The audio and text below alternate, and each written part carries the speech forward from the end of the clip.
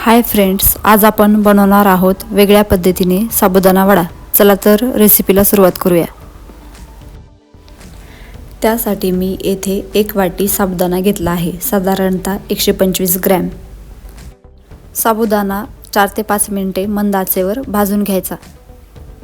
साबुदाणा भाजल्यामुळे त्याची पावडर लवकर बनते। साबुदाणा भाजल्यावर एका प्लेटमध्ये काढून थंड करून घेऊ। साबुदाणा पूर्ण थंड व्हायला हवा।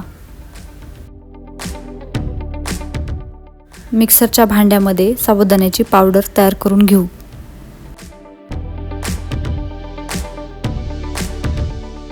आपली पावडर बनून तयार आहे।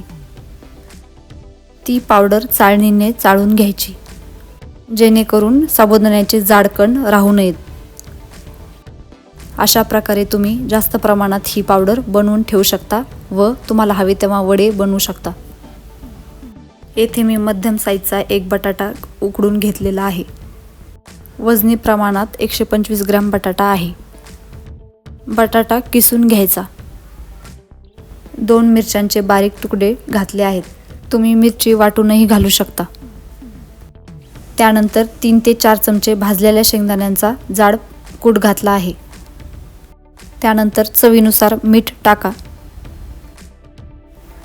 आता आपण बनवलेली साबुदाण्याची पावडर ह्यामध्ये टाका। हे मिश्रण आता एकजीव करून घ्या।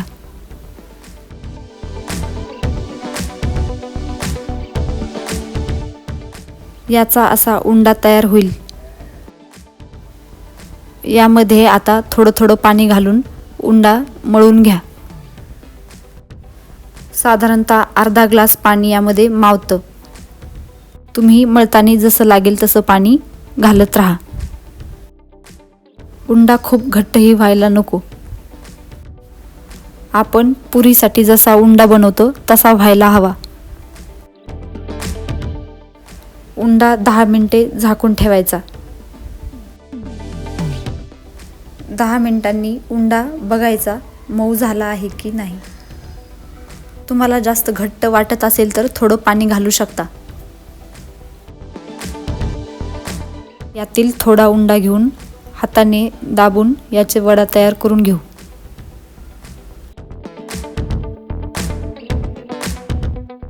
अशा प्रकारे सर्व वडे बनवून घ्यायचे।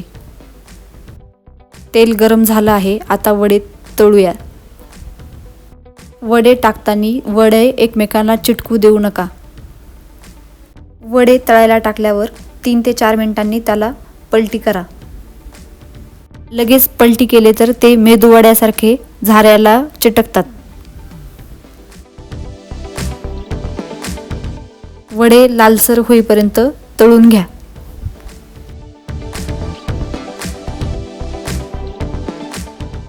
वडे आपले तळून झाले आहेत। आता एका प्लेटमध्ये काढून घेऊ।